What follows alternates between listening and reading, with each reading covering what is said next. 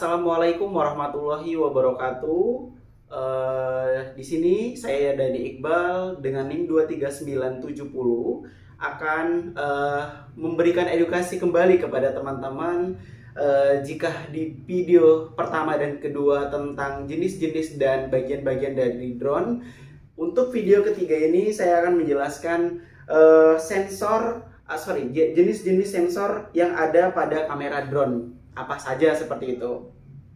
Jadi untuk sensor kamera, jadi teman-teman harus tahu dulu sensor merupakan jantung penglihatan dari drone. Jadi komponen kecil ini mengubah cahaya menjadi gambar digital yang menakjubkan. Jadi ketika teman-teman mengambil video atau foto melalui drone, sensor inilah yang akan bekerja seperti itu. Jadi kualitas sensor ini sangat mempengaruhi hasil foto dan video dari udara. Oke, jadi untuk yang pertama, apa saja sih jenis-jenis sensor kamera pada drone? Yang pertama ada sensor yang namanya CMOS.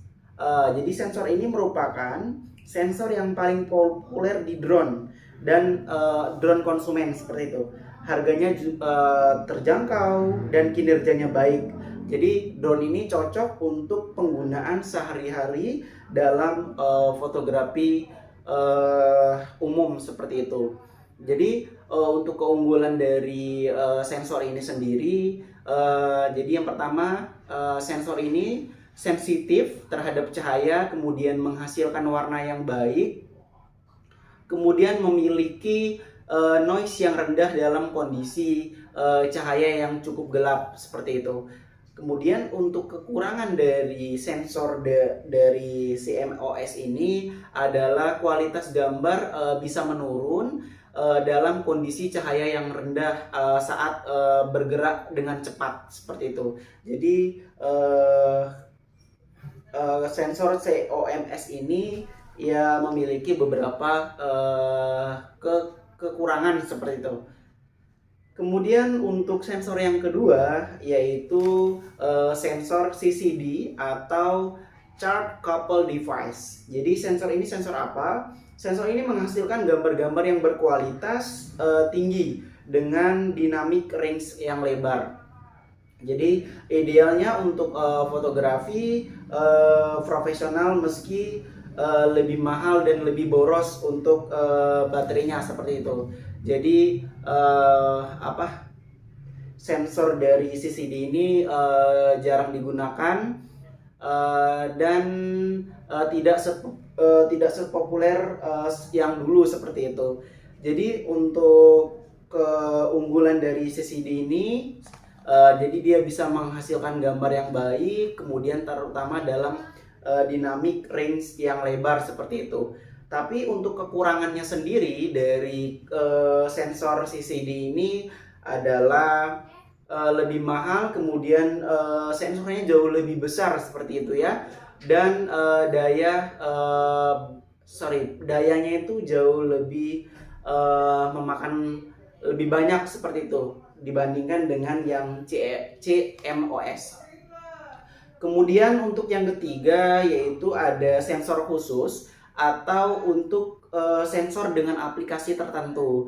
Jadi sensor ini sensor apa saja? Jadi termasuk sensor thermal dan multispektral. Digunakan untuk aplikasi spesifik seperti untuk pertanian yang presisi atau pencaharian dan biasanya juga untuk penyelamatan juga. Jadi contoh dari sensor ini, jadi yang pertama ada sensor thermal atau sensor ini mampu mendeteksi panas dan menghasilkan gambar inframerah, dimana cocok digunakan untuk proses pencaharian atau penyelamatan, atau bisa jadi untuk inspeksi infrastruktur. Jadi ketika ada proyek yang belum bisa dilewati oleh manusia, maka bisa digunakan drone sensor kamera ini terlebih dahulu. Kemudian ada yang kedua, di sensor khusus ini contohnya ada sensor yang multispektral. Jadi multispektral seperti apa? Jadi dia bisa atau mampu menangkap cahaya pada berbagai panjang gelombang, termasuk spektrum tampak, kemudian ada inframerah dekat juga. Jadi untuk sensor kamera jenis ini cocok digunakan untuk yang pertanian presisi tadi, pertanian presisi, kemudian ada pemetaan dan juga survei lahan.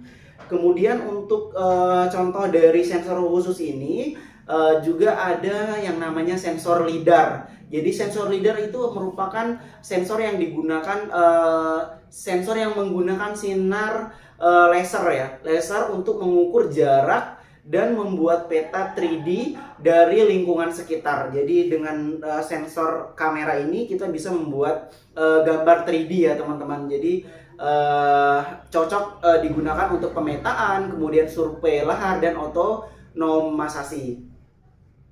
Kemudian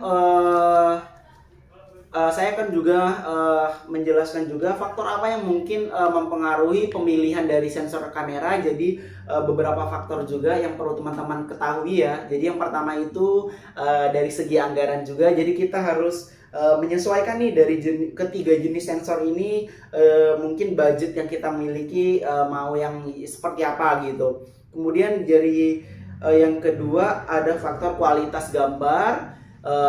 Jadi kita bisa memilih kualitas gambar yang seperti apa dengan menggunakan sensor kamera yang bagaimana, seperti itu. Jadi untuk yang ketiga juga ada aplikasi nanti seperti sensor yang thermal ataupun yang multispektral, diperlukan aplikasi tambahan lagi ya teman-teman, atau aplikasi tertentu untuk menjalankan si sensor ini. Kemudian dan yang terakhir adalah ukuran dan berat dari drone itu sendiri. Jadi sensor yang lebih besar tentunya akan membatasi kemampuan terbang si drone, seperti itu ya. Jadi ada 4 faktor yang mempengaruhi pemilihan dari jenis-jenis sensor yang ada di kamera drone. Oke teman-teman, mungkin cukup sekian video edukasi dari saya. Mungkin akan bermanfaat bagi teman-teman yang menonton. Terima kasih atas perhatiannya. See you next time.